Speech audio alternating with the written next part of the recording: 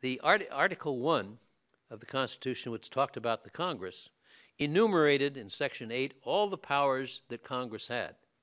And the idea was that the real power was with Congress, because they were the ones that made the laws, appropriated the money, and established what the government should do. Article 3, on the other end, was the Supreme Court and the other courts that might be enacted by Congress to serve under it. And their job was simply to interpret the laws, and as Alexander said, it was the weakest of the three branches because it had neither the power of the purse, which was Congress's power, or the power of the sword, which was the executive branch's power, but only the power of judgment. Now, this is not a talk on the Supreme Court or the judiciary, so we won't go on to whether Alexander Hamilton was a good prophet or not by calling it the weakest branch.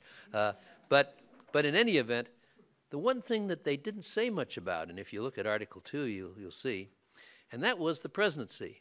And what they said was a single line, essentially, and it said, the executive power shall be vested in a president of the United States. Then it gave a certain number of things that that president would do, like receive ambassadors, appoint officials, and be commander-in-chief of the army.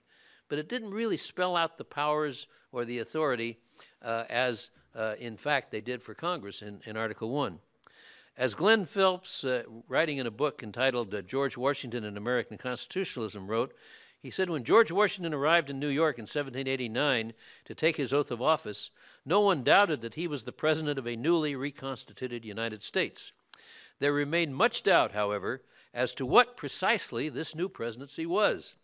And then it goes on to say, the cryptic words of Article 2 that I just mentioned, the executive power shall be vested in a president, offered little guidance to the first occupant of the office. What should be the relationship between the president and the other branches of the federal government?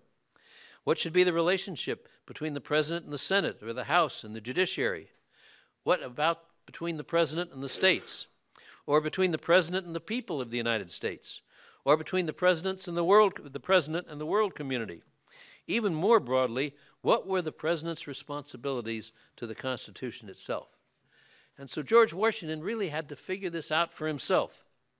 And as he said at the start, it was his own writings, as you read them, was he wanted to be very careful to distinguish between his role as president and the concept of kings or monarchs or anything that resembled George III and what they had fought against as far as Britain was concerned. And so what he did was to try to balance again this idea of the president being someone who had to have enough power and authority to exercise the functions of the government.